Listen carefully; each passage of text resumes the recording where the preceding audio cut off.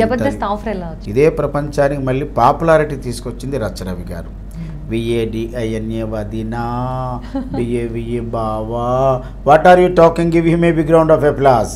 ఈ 3 డైలాగులు రచ్చరవి గారి ద్వారా పాపులర్.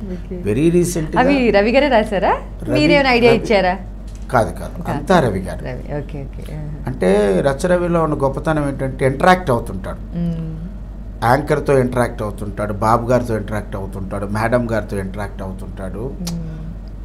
అతను స్టేజ్ మీదకి వస్తే ఏదో ఒకటి జరుగుతుంది. అంటే జనరల్గా రావడం, స్కిట్ చేసేయడం, వెళ్ళిపోవడం కాదు. అతను అట్లా ఉండదు. అతను వచ్చాడంటే ఒక ప్రకంపన. ఎందుకు అందరూ పిచ్చి రవి అంటారు, ఊరికి ఫన్నీగా అంటారు? అంటే అతను అతి చిన్న వయసులో ప్రపంచాన్ని చూశాడు, అతి చిన్న వయసులో కష్టాలు చూశాడు, అతి చిన్న వయసులో మంచి పొజిషన్కి వెళ్ళిపోయాడు, మళ్ళీ అక్కడి నుంచి కిందన పడిపోయాడు, మళ్ళీ లేచాడు.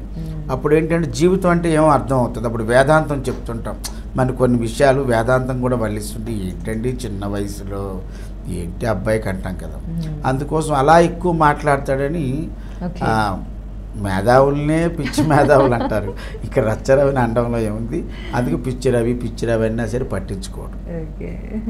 అంత గొప్పవాడు కాబట్టే చిన్నజీయర్ స్వామి గారిని వెళ్ళి పాదాలకు నమస్కరించారు.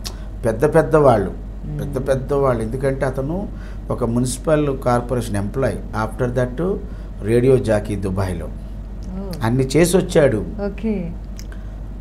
Is a tremendous actor, high voltage performer.